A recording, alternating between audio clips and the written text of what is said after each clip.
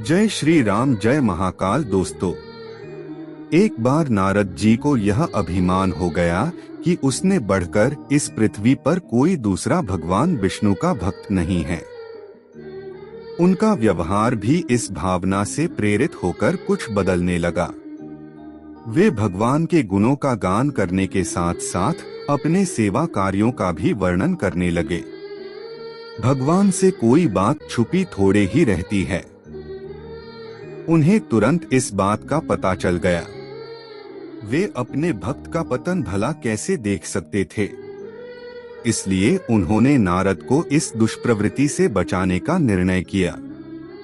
एक दिन नारद जी और भगवान विष्णु साथ साथ वन में जा रहे थे। अचानक विष्णु जी एक वृक्ष के नीचे थककर बैठ गए और बोले, भाई नारद जी, हम तो थक गए हैं, प्यास भी लगी है, कहीं से पानी मिल जाए तो लाओ, हमसे तो प्यास के मारे चला नहीं जा रहा है, हमारा गला सूख रहा है। यह सुनकर नारद जी तुरंत सावधान हो गए। उनके होते हुए भगवान भला प्यासे रहें। वे बोले, भगवान अभी लाया, आप थोड़ी देर प्रतीक्षा करें। नारद जी एक ओर दौड़ लिए।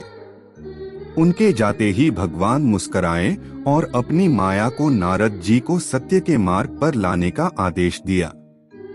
माया शुरू हो गई।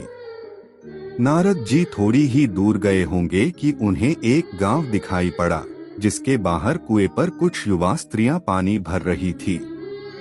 कुएं के पास जब वे पहुंचे तो एक कन्या को देखकर अपनी सुध-बुध खो बैठे, बस उसे ही निहारने लगे। वह यह भूल गए कि भगवान के लिए पानी लेने आए थे। कन्या भी नारद जी की भावना समझ गई।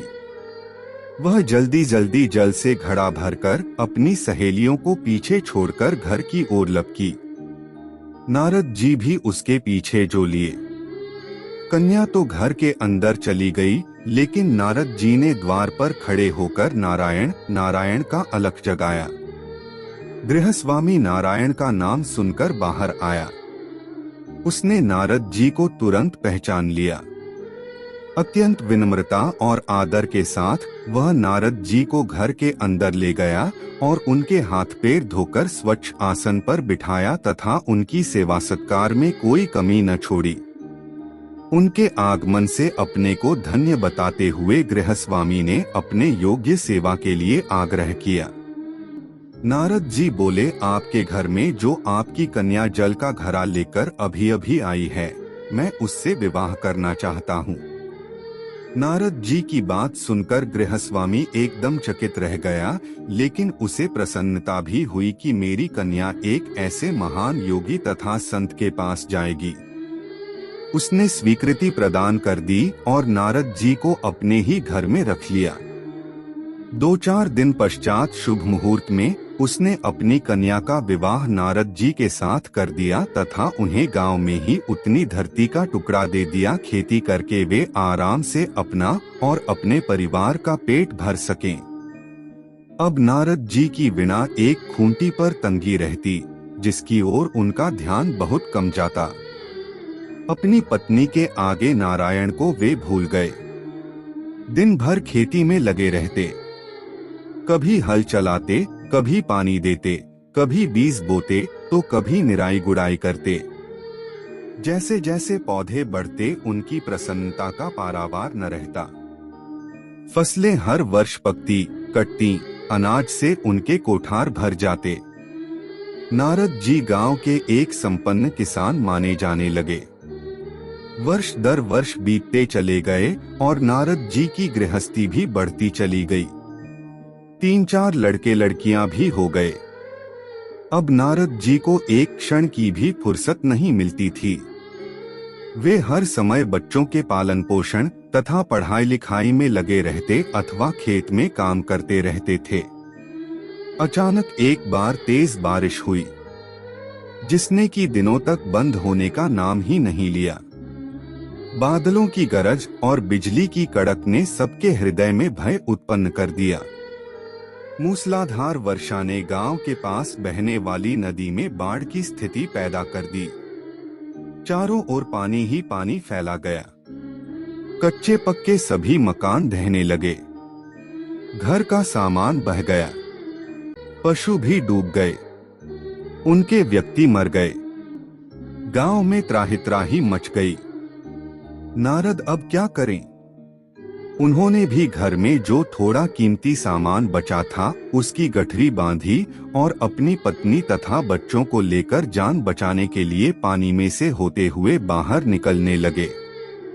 नारद जी बगल में गठरी थामे एक हाथ से एक बच्चे को पकड़े और दूसरे हाथ से अपनी पत्नी को संभाले हुए थे। पत्नी भी एक बच्चे को गौड़ में और एक का हाथ पकड़े धीरे धीरे आगे बढ़ने लगी। पानी का बहाव अत्यंत तेज था तथा यह भी पता नहीं चलता था कि कहाँ गड्ढा है और कहाँ टीला। अचानक नारद जी ने ठोकर खाई और गठरी बगल से निकलकर बह गई। नारद जी गठरी कैसे पकड़ते, दोनों हाथ तो घिरे थे। मन मसोस कर सोचा फिर कमा लेंगे। कुछ दूर जाने पर पत्नी एक गड्ढे में गिर पड़ी और गोद का बच्चा छूटकर बह गया। पत्नी बहुत रोई, लेकिन क्या हो सकता था। धीरे धीरे और दो बच्चे भी पानी में बह गए। उन्होंने बहुत कोशिश की बचाने की, लेकिन कुछ न हो सका। दोनों पति पत्नी बड़े दुखी, रोते कलपते, एक दूसरे को सांत्वना देते कोई ऊंची जगह ढूंढते रहे। एक जगह आगे चलकर दोनों एक गड्ढे में समा गए। नारद जी तो किसी प्रकार गड्ढे में से निकल आए, मगर उनकी पत्नी का पता कहीं नहीं चला। बहुत देर तक नारद जी उसे इधर उधर दूर दूर तक ढूंढते रहे, लेकिन व्यर्थ रोते रट उनका बुरा हाल था। हृदय पत्नी और बच्चों को याद कर करके फटा जा रहा था। उनकी तो सारी गृहस्थी उजड़ गई थी। बेचारे क्या करें, किसे कौन से अपने भाग्य को या भगवान को। भगवान का ध्यान आते ही नारद जी के मस्तिष्क में प्रकाश फैल गया और पुरानी सारी बातें याद आ गईं। वे किस लिए आए थे और कहाँ आ गए? ओहो, भगवान विष्णु तो उनकी प्रतीक्षा कर रहे होंगे। वे तो उनके लिए जल लेने आए थे और यहाँ गृहस्थी बसाकर बैठ गए। वर्षों बीत गए गृहस्थी को बसने में और फिर सब नष्ट हो गया। क्या भगवान अब भी मेरी प्रतीक्षा में उसी वृक्ष के नीचे बैठे होंगे? यह सोचते ही बाढ़ नदारद हो गई। गांव अंतर्धान हो गया। वे तो घने वन में खड़े थे। नारद जी पछताते और शर्माते हुए दौड़े। देखा कुछ ही दूर पर उसी वृक्ष के नीचे भगवान लेटे हैं। नारद जी को देखते ही उठ बैठे और बोले, अरे भाई नारद, कहाँ चले गए थे? बड़ी देर लगा दी, पानी लाए या नहीं? नारद जी भगवान के चरण पकड़कर बैठ गए और लगे अश्रु बहाने। उनके मुंह से एक बोल भी नहीं फूटा। भगवान मुस्कुराए और बोले, तुम अभी तो गए थे, कुछ अधिक देर थोड़े ही हुई है। लेकिन नारद जी को लगा था कि वर्षों बीत गए। अब उनकी समझ में आया यह सब भगवान की माया थी, जो उनके अभिमान को चूर चूर करने के लिए पैदा हुई थी। वे सोचने लगे, उन्हें बड़ा घमंड था कि उनसे बढ़कर त्रिलोक में दूसरा कोई भक्त नहीं है।